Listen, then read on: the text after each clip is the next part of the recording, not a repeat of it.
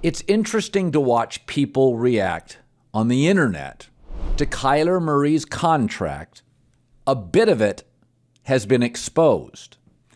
In it, the Arizona Cardinals put a clause in that said Kyler needs to spend 4 hours of independent study per game away from the facility, meaning that there was a concern that he wasn't putting in as much prep time. So they wanted to get it down in writing. So people are freaking out about this. And no, it's not ideal. But when Tom Brady was compulsively, obsessively training in the offseason, and Big Ben of the Steelers was legendarily known as a guy who considered 10 sit-ups and some Budweiser and camping with his kids as his off-season workout, did people freak out? Not everybody gives you Tom Brady or Russell Wilson's commitment. This is understood and not a surprise. Before he signed his contract and right after, I had said that, listen, I've heard things from people I trust. Leadership abilities, not great. He's got a baseball mindset. Baseball players, that's really about pitchers getting numbers, and hitters have bonuses for getting independent numbers. When I say he's got a bit of a baseball mindset, Kyler's always been a little into Kyler. Listen, I remember before he got drafted, he did that weird interview. I think it was on the Dan Patrick show where he went on the show and didn't speak. And I'm like, odd, not ideal. But when he gets into games, he wins a lot of them. And he's the one player they have that allows them to be competitive regardless if they're facing the Rams or the Packers or the Patriots. For years and years and years, I heard this about Big Ben. I heard it about Cam Newton. They weren't great at the line of scrimmage quarterbacks. They went to the line with a play, had a very remedial audible system.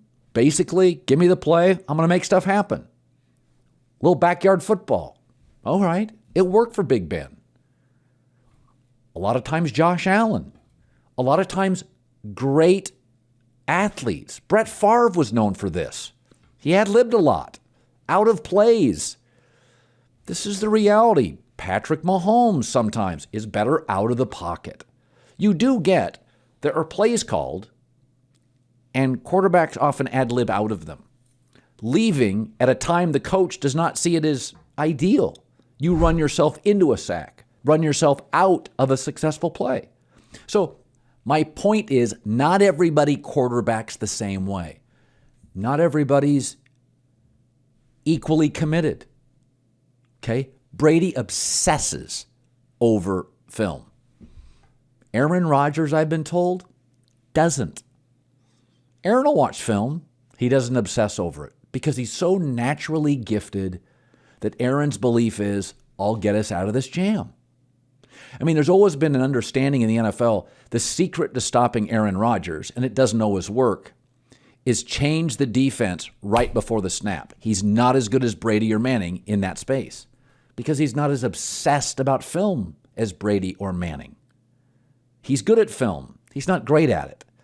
So there's not one way to quarterback, not one way to prepare, not one way to spend an off season. And the more physically gifted quarterbacks, Ben, Kyler, Aaron Rodgers, Cam Newton, it's natural. Maybe they don't need the same level of pre-snap excellence or pre-game studying. Tom Brady has to be obsessed. He's not as gifted an athlete. Tom Brady can't make plays as regularly off script. It's okay. These stories and this contract we're seeing about Kyler Murray is not a surprise to people in the league. I had Jordan Palmer, quarterback camp, brother of Carson Palmer, joined me on my show last week. He said on the air, listen, some of the stuff Kyler does, I wouldn't recommend for the quarterback position. Some of the lack of leadership stuff is not what I would recommend. But he's the best high school football player in the state of Texas. He was the number one pick, Heisman Trophy, Cardinals to the playoffs. So not everybody prepares the same way. Not everybody's the same pre-snap quarterback. Not everybody is completely obsessed. And you'll find in life, the more talent a singer, a performer, a salesperson has, sometimes they get away with a little less prep.